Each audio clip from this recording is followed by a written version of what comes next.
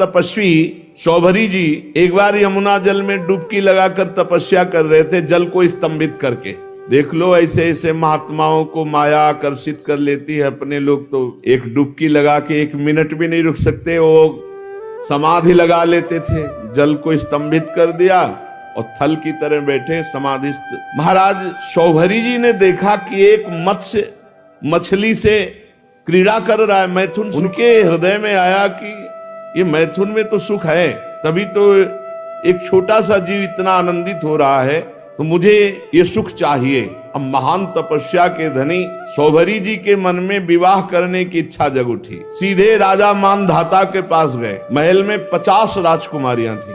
कहा कि एक भिक्षा में मुझे दो, मैं ब्याह करूंगा। अब बड़ी समस्या, शरीर से गंध आ रही, मछली जैसी, जल में समाधिस्थ, हड्डी हड्डी दिखाई दे रही।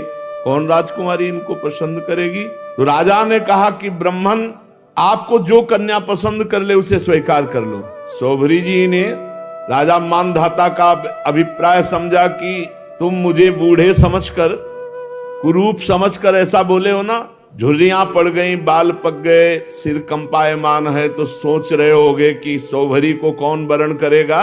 तो अब मैं ऐसा रूप धारण करूंगा कि तुम्हारी 50 की 50 झगड़ा करके हमसे ब्याह करेंगे। राजा से कहा तुम आदेश दो अपनी राजकुमारियों को कि शौभरी जी महल में पधार रहे हैं, जो पसंद करे वरण कर ले पति के रूप में। अब तो ऐसा सुंदर रूप संकल्प से बना, तपस्वी महापुरुषों के लिए क्या दुर्लभ।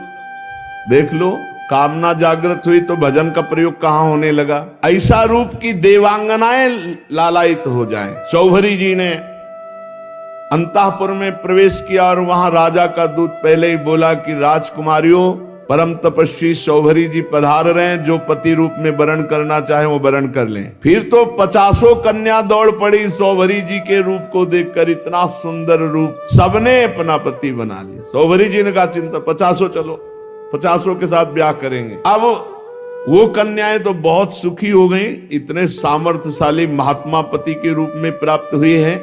एक दूसरे से कलह करने लगी और एक दूसरे से कहने लगी तुम्हारे योग्य नहीं, मेरे योग्य हैं। ऋग्वेदी शौभरी जी ने कहा 50 के योग्य है, चलो। और अपनी तपस्या के प्रभाव से नई सृष्टि की, महल, उपवन, नगर, सबकी रचना यमुना किनारे की। सौगंधिक पुष्पों के बगीचे, परिपूर्ण कमलों से सरोवर, बगीचों में बहुत सुंदर सुंदर स्थान, महल, बहुमूल्य शैया, आसन, वस्त्र, आभूषण, स्नान, सुस्वादु भोजन, पुष्पमाला, दास दासियां सब प्रकट कर दी तपस्या से। जैसे राजा की बिरदावली का बखान करते श्रुत मागध बद्दीजन, वैसे ही पूरा सब वैभव। जब 50 से ब्याह करके चल रहे थे तो मानधाता को लग रहा था कि भोजन की व्यवस्था कैसे होगी। तो कहा कल यमुना किनारे आ जाना। तो सप्त द्वीपवती पृथ्वी के स्वामी मानधाता जी ने जब शौभरी जी के तप का प्रभाव देखा तो आश्चर्यचकित हो गए। उनके पास भी वो भोग सामग्री नहीं थी जो शौभरी जी के पास थी। तपस्या, उनका ये गर्व जाता रहा कि मैं सार्वभौम सम्राट हूं। शौभरी जी गृहस्थी के सुख में रम गए, अपने निरोग इंद्रियों से विषयों का सेवन किया। पर विषय सेवन से कभी काम तृप्ति थोड़ी होती। जैसे घी की बूंदों से आग तो और लपट बढ़ती है, ऐसे ही उनका असंतोष बढ़ा भोगों का। 50 राजकुमारियां, वैभव, सब सुख। ऋग्वेदाचार्य शौभरी जी एक दिन यमुना जी के तट पर बैठे और विचार किया कि अरे एक क्षण का कुसंग, मछली के एक क्षण के कुसंग से मेरी ये स्थिति हो गई कि मैंने सारी तपस्या खो दी केवल भोगों के लिए। अरे मैं तो बड़ा तपस्वी संयमी था, ये मुझसे चूक कैसे हो गई? ये मेरा अधा पतन तो देखो। मैं दीर्घ काल से अपने ब्रह्म तेज को अक्षुण्ण रख रहा था, परंतु जल के भीतर विहार करती हुई एक मछली के संसर्ग से मेरा ब्रह्म तेज नष्ट हो गया। अतः देखो, मैं पहले एकांत में अकेले तपस्या में संलग्न था, फिर मछली का मैथुन देखा। मोबाइल में गलत दृश्य देखने वाले कैसे संभल सकते हैं? जब मछली की क्रीड़ा देखकर एक महात्मा 50 ब्याह करता है, तो तुम मनुष्य की क्रीड़ा देखोगे सर्च करके, गंदी गंदी बातें देखोगे, इधर उधर की नाटक नौटंकी देखोगे, तुम भजन करोगे? ये बहुत बड़ी कलयुग की कुचाल है मोबाइल। इसलिए मैं पहले एकांत में अकेले तपस्या में संलग्न था। मछली की मैथुन क्रीड़ा देखकर 50 विवाह किए, फिर संतान से 5000 हो गई। कहां अकेला कहां 5000 के बीच में। विषयों में सत्य बुद्धि होने से माया ने मेरी बुद्धि का हरण कर लिया। अब तो लोक परलोक की इतनी कामनाएं, मैं पार नहीं पा रहा। कहां अकेला भगवत चिंतन कर रहे थे, कहां 50 पत्नी, फिर 5000 संतान, फिर उनके ब्याह बर, फिर उनके, कहां मैं फंस गया। ऐसा ज्ञान होने पर तत्काल विरक्त हुए और सन्यास पुनः लिया और वन को चले गए। अपने पति को ही सर्वस्व मानने वाली उन पत्नियों ने एकांत वन में भगवत चिंतन करते हुए शरीर छोड़ा। और सौभरी जी ने बड़ी घोर तपस्या की, शरीर को सुखा दिया और परमात्मा में लीन कर दिया। परीक्षित, जैसे ज्वालाएं अग्नि की शांत हो जाती हैं, वैसे ही उनकी 50 पत्नियां सौभरी जी के चरण चिंतन करके उत्तम गति को प्राप्त हुई, भगवद आराधना करके उत्तम गति को प्राप्त हुई। तो सौभरी जी के पावन चरित्र से ये शिक्षा लेनी चाहिए कि किसी भी जीव को मैथुन करते हुए कदापि नहीं देखना चाहिए। एक बार दृष्टि जाए, दोबारा दृष्टि ना जाए, उसका चिंतन ना होने पावे। नहीं तो साधक के मन में स्फुरणा, फिर संकल्प और फिर क्रिया। इसलिए स्फुरणा में ही रौंद दो। इतना नाम उच्च कोटि से जपने लोगों की स्फुरणा ही समाप्त हो जाए, संकल्प बनने ही ना पावे।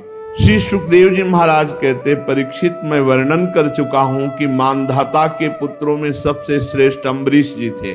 उनके दादा युवनाश्व ने उन्हें पुत्र रूप में स्वीकार कर लिया। उनका पुत्र युवनाश्व का हारित मानधाता के वंश में 3 अवान्तर गोत्रों के प्रवर्तक हुए। नागों ने अपनी बहन नर्मदा का विवाह पुरुकुत्स से कर दिया। नागराज वासुकी की आज्ञा से नर्मदा अपने पति को रसातल में ले गई और वहां भगवान की शक्ति से संपन्न होकर पुरुकुत्स ने वध करने योग्य गंधर्वों को मार डाला। इस पर नागराज ने प्रसन्न होकर पुरुकुत्स को वर दिया कि जो इस प्रसंग का स्मरण करेगा उसे सर्पों से कोई भय नहीं रह जाएगा। राजा पुरुकुत्स का पुत्र त्रिशदस्य था, उसके पुत्र हुए अनरण्य, अनरण्य के हर्यश्व, उसके अरुण और अरुण के त्रिबंधन, त्रिबंधन के पुत्र सत्यव्रत हुए। यही सत्यव्रत त्रिशंकु के नाम से विख्यात हुए। यद्यपि त्रिशंकु अपने पिता और गुरु के शाप से चांडाल हो गए थे, परंतु विश्वामित्र जी के प्रभाव से सशरीर स्वर्ग चले गए। जब देवताओं ने देखा अनाधिकारी तप के बल से स्वर्ग भेजा गया, तो वहां से ढकेल दिया और वे नीचे को सिर किए हुए गिर पड़े। परंतु विश्वामित्र जी के तपोबल से वो आकाश में ही स्थित है। न स्वर्ग मिला, न ये लोग बीच में टंगे हुए हैं। त्रिशंकु जी वे अब भी आकाश में लटके हुए हैं।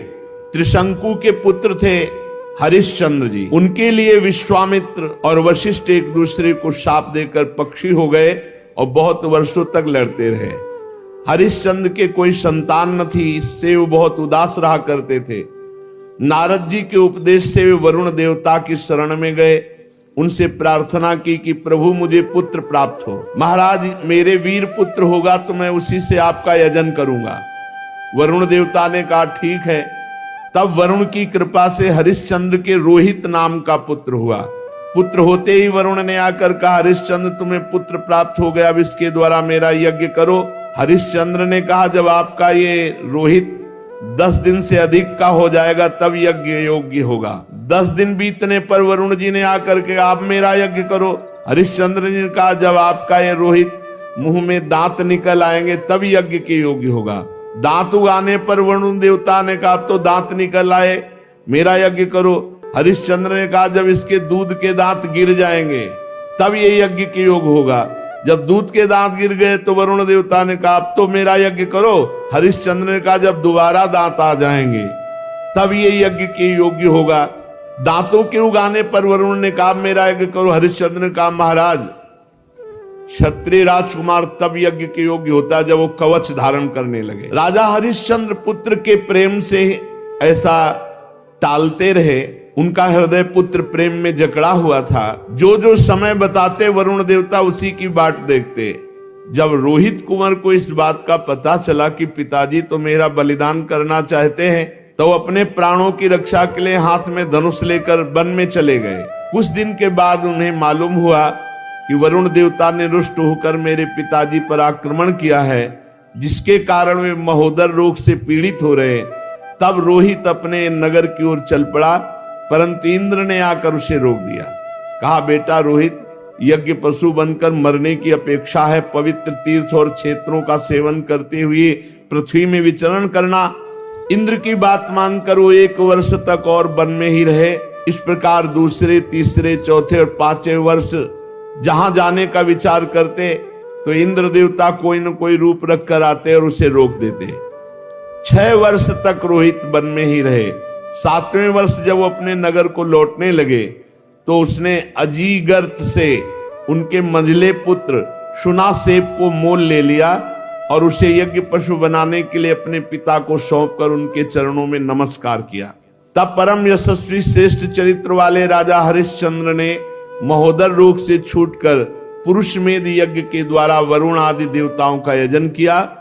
उस यज्ञ में विश्वामित्र जी होता हुए, परम संयमी जमदग्नि जी ने अध्वर्यु का काम किया, वशिष्ठ जी ब्रह्मा बने, अयास्य मुनि सामगान करने वाले उद्गाता बने।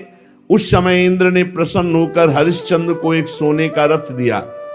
आगे चलकर मैं शुनासेप का महात्म वर्णन करूंगा। हरिश्चंद्र को अपनी पत्नी के साथ सत्य में दृढ़ता पूर्वक स्थित देकर विश्वामित्र जी बहुत प्रसन्न हुए। विश्वामित्र जी ने बड़ी कठोर परीक्षा ली हरिश्चंद्र। एक दिन महाराज हरिश्चंद्र जी अपने राज्य के वन में भ्रमण कर रहे थे तो आवाज आई कुछ स्त्रियों की, रक्षा करो, रक्षा करो। महाराज हरिश्चंद्र ने विचार किया कि हमारे राज्य में कोई बेविचारी तो है नहीं जो ऐसा कर सके। उनके राज्य में कोई ऐसा नहीं था। बहुत कठोर शासन हरिश्चंद्र जी का। ये अयोध्या के चक्रवर्ती सम्राट थे, धर्मात्मा, प्रजापालक, दानवीर, भगवत भक्त और धर्मनिष्ठा का ऐसा प्रभाव कि इनके राज्य में कोई किसी माता बहन की तरफ गंदी दृष्टि से भी नहीं देख सकता था। इसीलिए उनके राज्य में किसी की अकाल मृत्यु नहीं होती, किसी को रोग नहीं होता। पूर्ववासियों में बड़ी धर्म की रुचि थी। तो जब एक दिन जंगल में शिकार खेलने गए तो वहां कुछ स्त्रियां पुकार रही थी और कह रही थी, हमें बचाओ, हमें बचाओ। राजा ने शिकार खेलना छोड़कर उनके समीप गए और कहा, डरो मत, हमारे राज्य में ऐसा दुष्ट बुद्धि वाला तो कोई है ही नहीं जो इस अन्याय करके किसी स्त्री को ऐसे, डरो मत। तो शांत हो गई। पास में देखा विश्वामित्र जी खड़े थे और वो स्त्रियां और कोई नहीं थी, विद्याएं थी जो अपने तपोबल से समस्त विद्याओं को अधीन विश्वामित्र जी कर रहे थे। मूर्तिमती विद्या स्त्री होकर क्रंदन कर रही थी और विश्वामित्र जी उन्हें अधीन कर रहे थे। जब उन्होंने कहा ऐसा कोई दुष्ट बुद्धि वाला हमारे राज्य में है ही नहीं, कौन है जो तुम्हें सता रहा है? तो विश्वामित्र जी ने कहा, सता तो हम रहे तो दुष्ट बुद्धि के हम हुए। और भारी क्रोध आ गया। जो ही क्रोध आया सो तप में क्रोध आना हानि का विषय, विद्याएं सब अंतर ध्यान हो गई। विश्वामित्र जी ने कहा, इतना तप करने के बाद मैंने अपने क्रोध को संभाला था और विद्याओं को अधीन किया, तुमने मुक्त करा दिया, तुम बड़े दयालु हो। गुस्सा में कहा। हरिश्चंद्र जी ने हाथ जोड़कर विनय पूर्वक कहा, मुनि, मैं राज्य धर्म का पालन कर रहा हूं। राजा का कर्तव्य है, यदि कोई अनाथ, कोई शरणागत किसी भी तरह सताया जाता है तो उसकी रक्षा करना कर्तव्य है। अच्छा, तो फिर मेरी भी रक्षा करो, मेरी इच्छा अनुसार दान करो। राजा ने कहा, आदेश कीजिए। तो उनका, इस समय तुम्हारे पास क्या है? घोड़ा, खजाने की चाबी, दो। दान ले लिया और कहा, दक्षिणा में हमें प्रचुर स्वर्ण चाहिए। कहा, दिया। ठीक, चलो दक्षिणा दो। तो उनका खजाने तो पहुंचे। बोले, मिथ्यावादी, जब खजाने की चाबी दे दी तो खजाना तेरा कैसे? हाँ, ये बात तो है। और घोड़ा दे दिया तो जहां तक घोड़े की टाप गई, सारा राज्य मेरा। बहुत दानी बनता है, बहुत उदार बनता है, विद्याओं की रक्षा करेगा तू, अब दे। तो उनका, महाराज चिंता मत करो, हमारे राज्य में तो हमको कोई खरीदेगा नहीं और वो राज्य अब आपका हो चुका है। इसलिए राजा ने विचार किया कि सभी शास्त्र पुराण कहते हैं काशीपुरी भगवान शंकर के त्रिशूल पर बसी है और उसके अधिपति देवाधिदेव महादेव हैं। अतः वो परम दिव्यपुरी में चल करके अपने आप को बेचना चाहिए और जो बेचने से स्वर्ण मिले वो दक्षिणा में देना चाहिए। जो अभी चक्रवर्ती सम्राट थे, विश्वामित्र जी ने नंगे पैर निकाला राज्य से और जाओ बिको और दक्षिणा दो।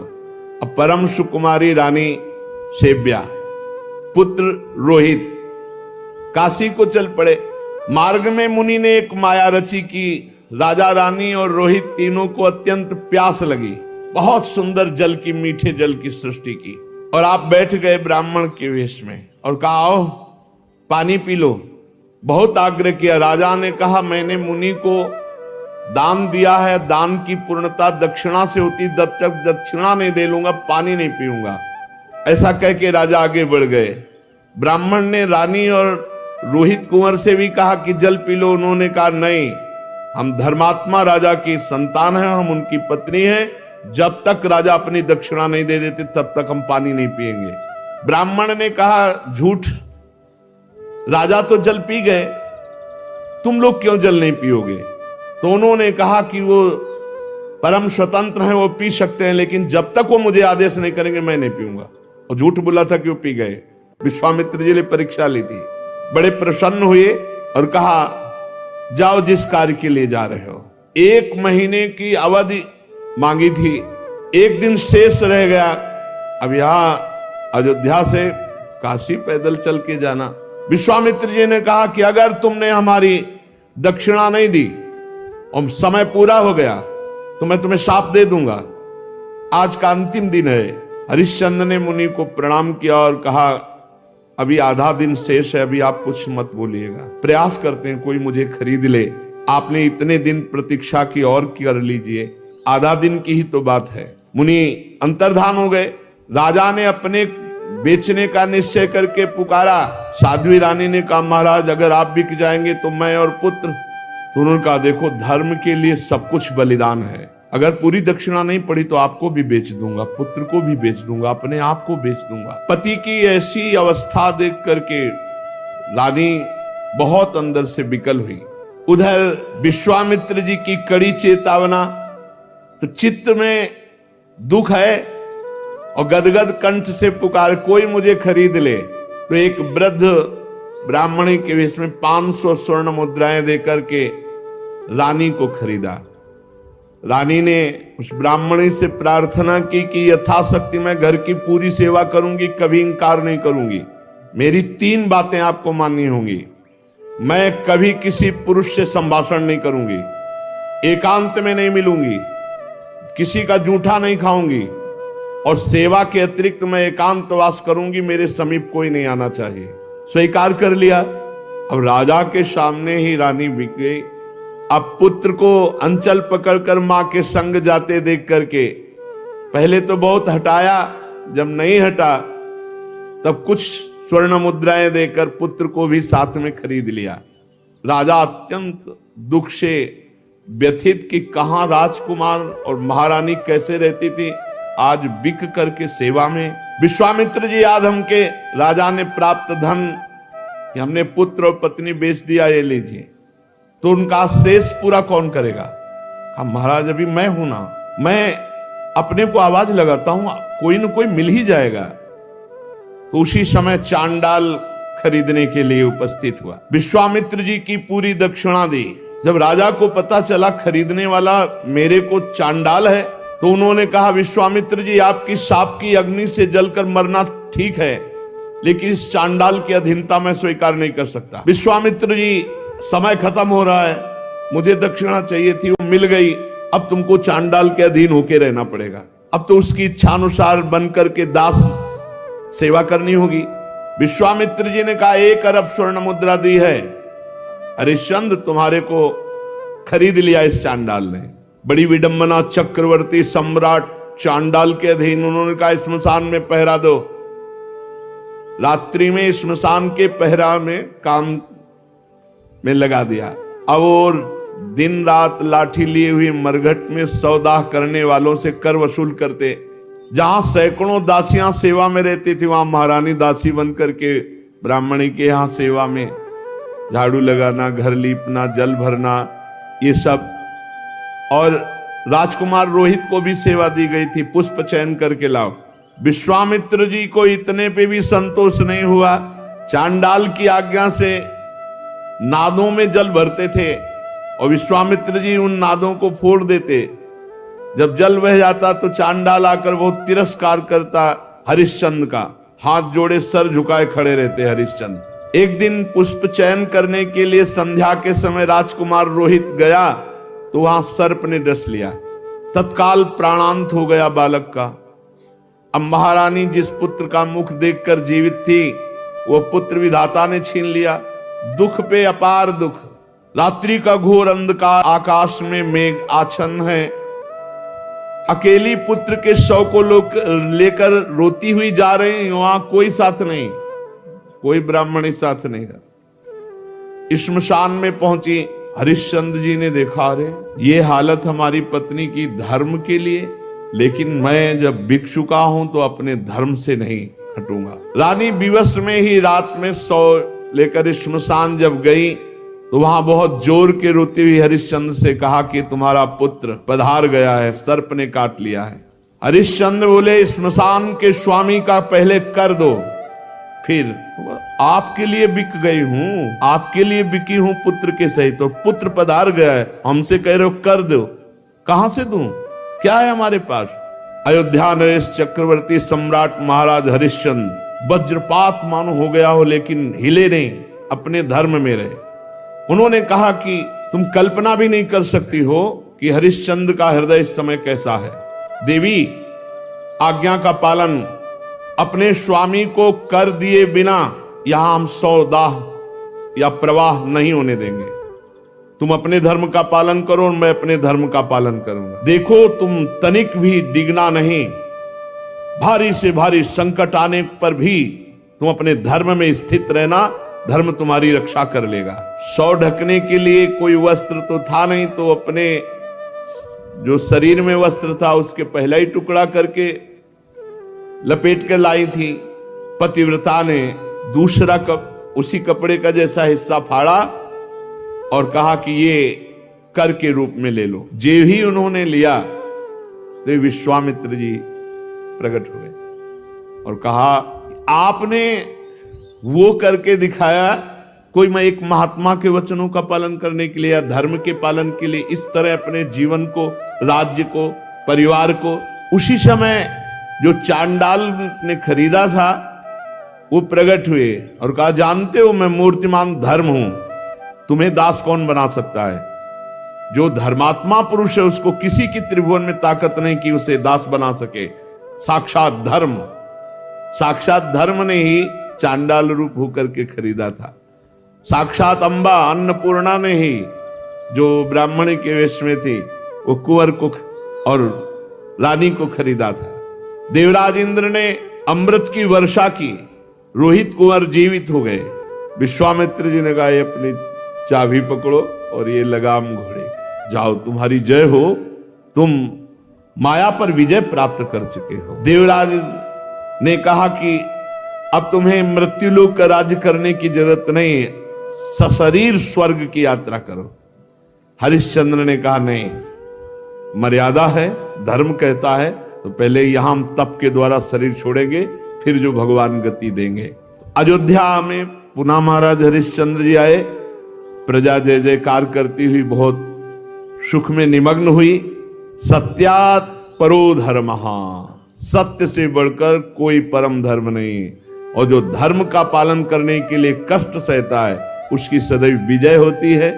ऐसे महाराज त्रिशंकु के पुत्र हरिश्चंद्र जी। राधा वल्लभ श्री हरिवंश अगर आप अंत तक देख रहे हैं तो धन्यवाद। जितने भी लोग देख रहे हैं लाइक शेयर सब्सक्राइब जरूर कीजिए। अगर आपको ये दिव्य तथा देवी भागवती लीला में संतों के और भक्तों के चरित्र पसंद आते हैं तो लाइक शेयर सब्सक्राइब करके कमेंट में राधे राधे जरूर लिखे। सभी लोगों को राधे राधे। जिनका यश सत्य के लिए विस्तार को प्राप्त हुआ। शेष चर्चा के श्री राधा वल्लभ लाल की।